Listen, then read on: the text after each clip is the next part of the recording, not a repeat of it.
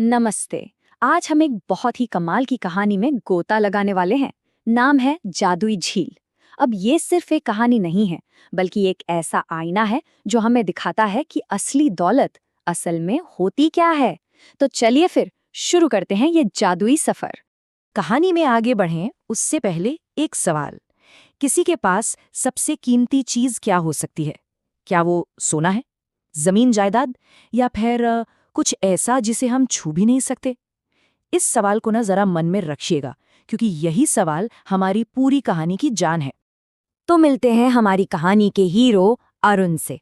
अरुण एक सीधा साधा गरीब मछुआरा है, लेकिन उसकी दुनिया में भूचाल आ जाता है जब उसकी प्यारी दादी बहुत बहुत बीमार पड़ जाती हैं। और बस यहीं से शुरू होता है उसका एक ऐसा सफर जो उसकी जिंदगी को हमेशा के लिए बदलने वाला है। दादी को बचाने का रास्ता सिर्फ एक ही है, एक चमत्कारी जड़ी बूटी जिसका नाम है जीवन की जलकुंभी। कहते हैं कि ये सिर्फ एक रहस्यमयी जादुई झील में ही उगती है। तो अब अरुण का बस एक ही मकसद है, एक ही धुन, कि चाहे कुछ भी हो जाए उसे ये जड़ी बूटी ढूंढकर लानी ही है। अब इस मुश्किल सफर पर निकलने से ठीक पहले दादी अरुण को अपने परिवार की सबसे कीमती चीज देती हैं। पता है क्या? एक पुराना शंख। और वो कहती हैं, बेटा मेरे लिए तो यही सबसे बड़ी दौलत है। ये पल बहुत खास है, क्योंकि यहीं हमें पहला इशारा मिलता है कि दौलत का मतलब शायद सिर्फ पैसा नहीं होता। और फिर एक दिन किस्मत अरुण को एक छिपे हुए झरने के पीछे ले जाती है, और वहां उसे दिखता है एक गहरा नीला भंवर, किसी दूसरी ही दुनिया का दरवाजा।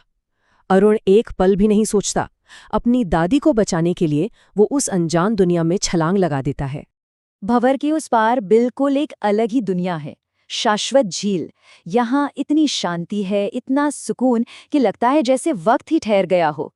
और झील के ठीक बीचों बीच चमचमा रही है वही चीज जिसकी अरुण को इतनी शिद्दत से तलाश थी, जीवन की जलकुंभी। लेकिन जैसे ही अरुण उस जड़ी बूटी को लेने के लिए आगे बढ़ता है ना, पानी में हलचल होती है और एक विशाल जल देवता प्रकट होते हैं। वो इस झील के रक्षक हैं, और बस यहीं से शुरू होती है अरुण की असली परीक्षा। जल देवता एक सीधी सी शर्त रखते हैं। वो कहते हैं, इस झील का नियम है, जीवन की जलकुंभी लेने के लिए तुम्हें भी बराबर की कोई कीमती चीज देनी होगी। अब सोचिए, अरुण जैसा गरीब मछुआरा भला क्या कीमती चीज देगा? ये तो नामुमकिन सी बात लग रही थी। लेकिन अरुण हार मानने वालों में से नहीं था। उसके पास सोना चांदी नहीं था, सही बात है, पर उसके पास वो अनमोल शंख था, उसकी दादी की निशानी, उनके प्यार का प्रतीक। वो हिम्मत जुटाता है और